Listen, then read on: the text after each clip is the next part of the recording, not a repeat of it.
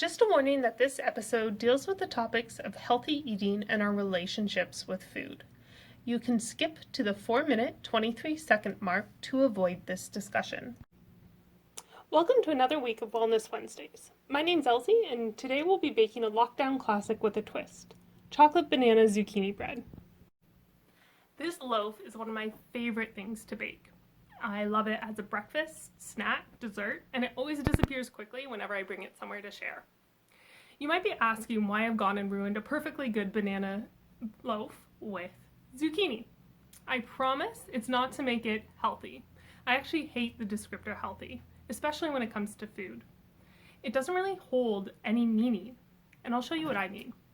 I want you to think of some healthy foods. What are you picturing? What foods are you excluding? And what foods are you including? I want you to really think about those foods. Why those foods? And also think about how the foods you're picturing might differ from what someone else pictures. Now I want you to come up with a definition for healthy food.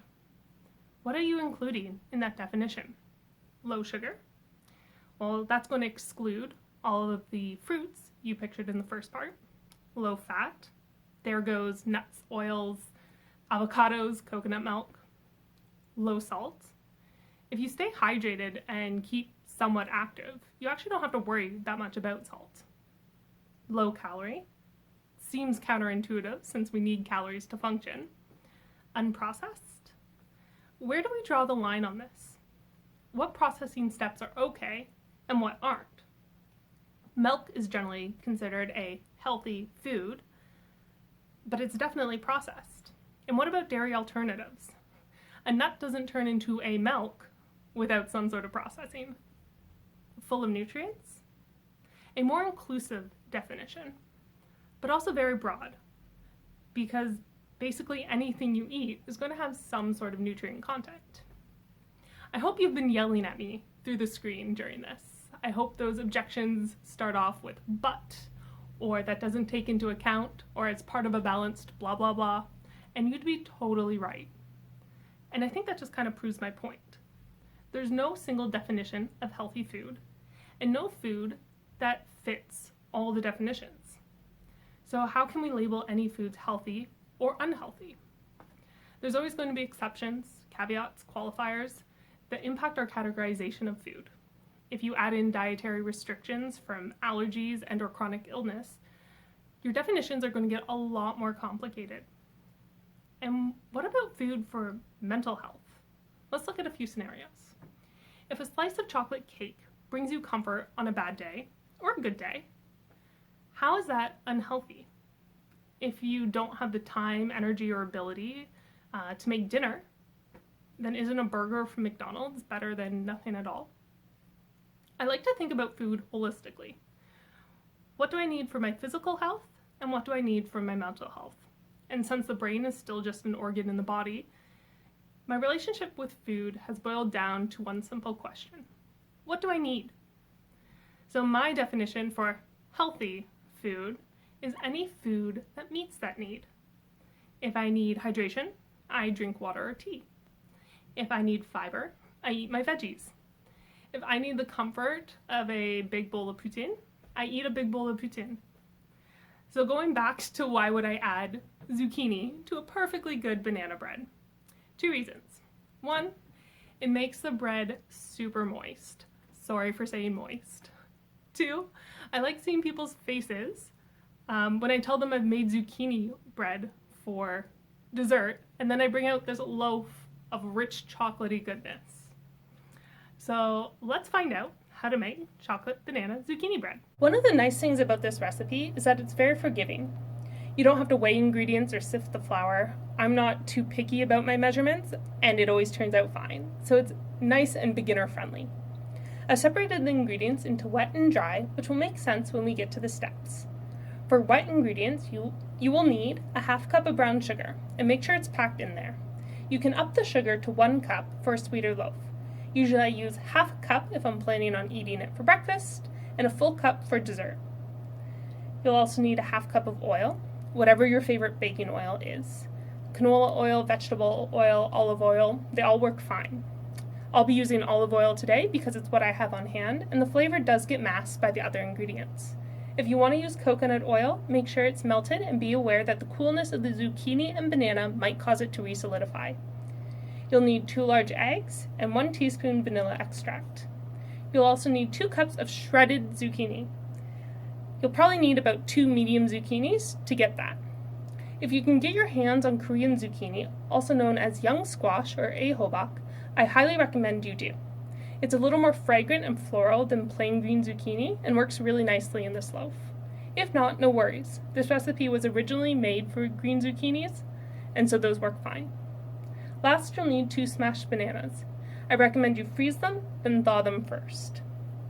Moving on to dry ingredients. We need 1½ cups all-purpose flour, 1 teaspoon baking soda, ½ a teaspoon baking powder, 1/4 teaspoon salt, and ½ a cup cocoa powder. Some days I feel like this isn't enough, so I add more. Since it's a dry ingredient, you may need to add more oil to counteract the extra cocoa. That being said, the zucchini does add a lot of moisture, so you might be fine. Just pay attention to your batter texture at the end and adjust it there. Last, we have cinnamon. I never actually measured the cinnamon, but the original recipe calls for ½ a teaspoon, so start from there. Keep in mind this loaf isn't really supposed to be cinnamony. It's more there to bridge flavors. You also have the option of adding chocolate chips to your loaf. You can use semi-sweet, milk, dark chocolate, or leave them out, whatever you prefer. I simplified the recipe into 4 steps here. I will go into more detail for the demo, but these are the most important things to keep in mind. First, preheat your oven to 350 degrees and grease your loaf pan or pans. I'm using small pans today, so I'll need 2. You can use spray, oil, or butter for greasing your pans. 2. Mix your wet ingredients in a medium-large bowl and your dry ingredients in a separate bowl. Don't add the chocolate chips just yet. 3. Fold your dry ingredients into your wet ingredients and now add the chips. Try not to overmix your batter. You want to stop when things are just combined. And last, bake for 45 to 60 minutes. You'll know your loaf is done when a toothpick comes out mostly clean. Because this loaf is moist and dense, there are going to be some crumbs stuck to your toothpick, but that's a good sign. If clumps of raw batter are sticking to the toothpick, then it needs more time. So get your supplies together and let's start baking. So I'm going to start by getting my dry ingredients together. First off, we have 1½ cups of flour. I'm using a ½ cup scoop just because it's easier to get in there and scoop it up.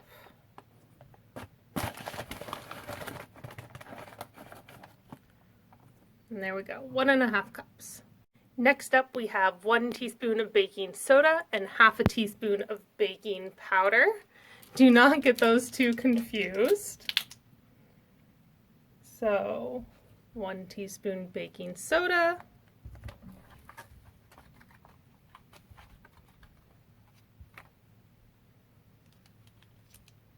½ a teaspoon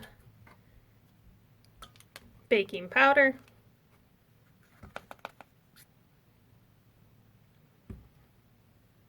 then we have a 1/4 teaspoon salt. Now I'm going to add the cinnamon. I'm doing a heaping ½ a teaspoon, just because I love cinnamon and I'm not too concerned about that actual measurement. Last we have the cocoa powder. So this is another ingredient I usually like to add a little more of, so I'm not too concerned about the actual measurement. Just try to get about half a cup in there. If it's more, then that's totally okay with me.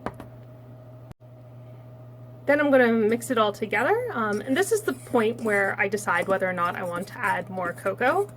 I just kind of look at how dark the dry mix is, and I make my decision from there. So this is looking okay to me right now, so I'll probably leave the cocoa as it is. Moving on to the wet ingredients, starting with brown sugar.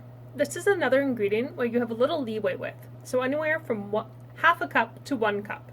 Just make sure you're packing the sugar down when measuring it. So I use another spoon and I just make sure it's pressed down and I have half a cup.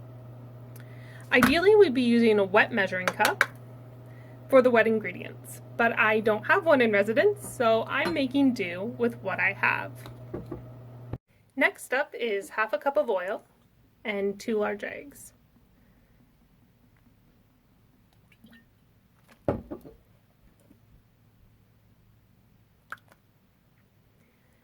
At this point, I'm going to pause adding ingredients and just mix these together.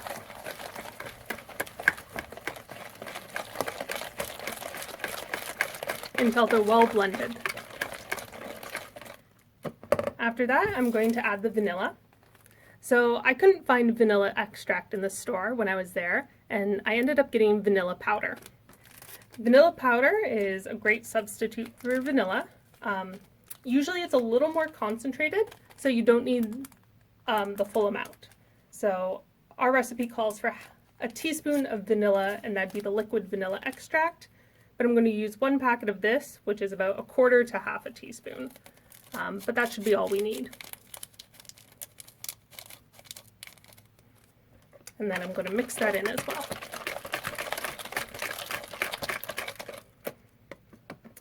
Then we are going to add our zucchini. So I shredded the zucchini up using just a cheese shredder. I used the smaller grater for that. And you'll want about 2 cups. So that's anywhere between 2 medium zucchinis, or I managed with 1 large zucchini. And then we also want our smashed bananas. So I had the bananas frozen. I heated them up for about 2 minutes in the microwave just to thaw them off, and then mashed them up. Then mix that all together.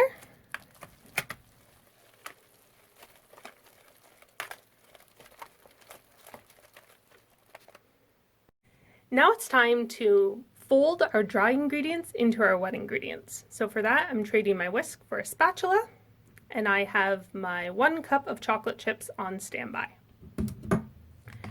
So you're going to shake your flour mixture into the wet ingredients, and then with either a big wooden spoon or a spatula, you're going to start with slow motions. So you're kind of going to go around your mixture and scoop your spatula and then flip it over to tuck your ingredients all together. And you're just going to keep repeating this until everything is mixed.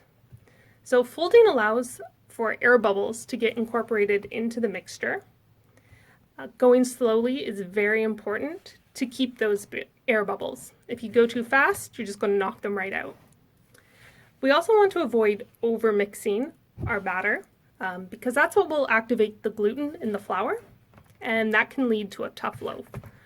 So this will take a few seconds to get everything mixed, but just keep going slow and eventually you will get there.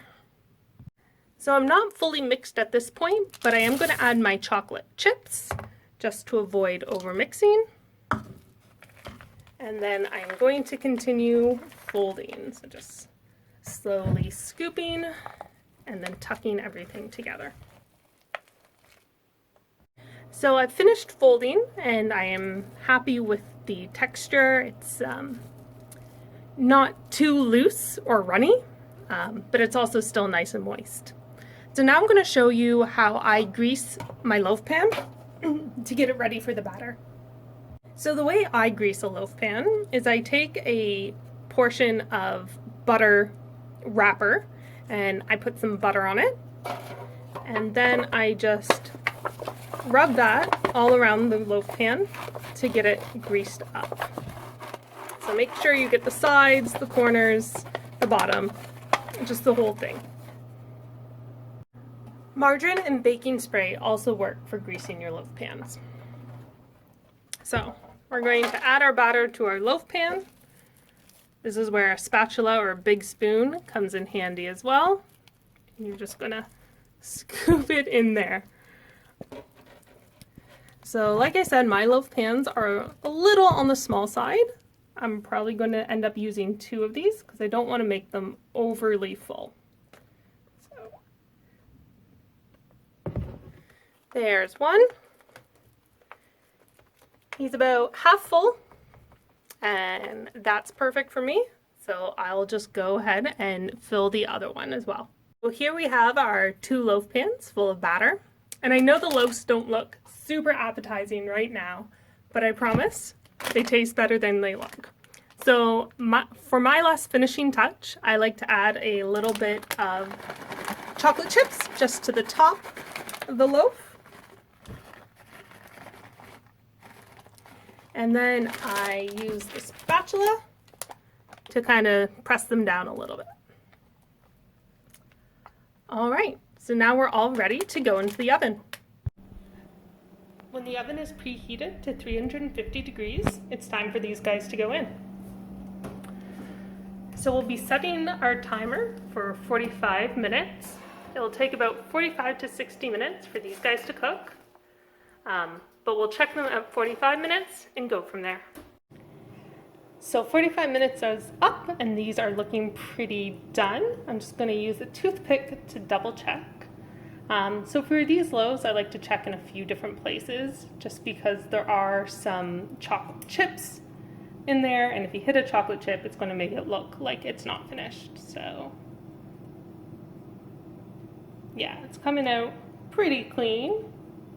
I'll do just one more spot. Yeah. So that looks like it's about done. So again, these are smaller loaves. 45 minutes was perfect for them to finish, but if you're using a bigger loaf pan, it's probably going to take closer to 60 minutes. Once you've allowed your loaf to cool for a few minutes, it's time for the most important step, eating it. I enjoy my loaf with a little bit of butter. It's also great heated up the next day. So that's it for this week's edition of Wellness Wednesdays. As always, stay safe out there, wear a mask, wash your hands, and practice social distancing. Thanks for tuning in, and happy baking!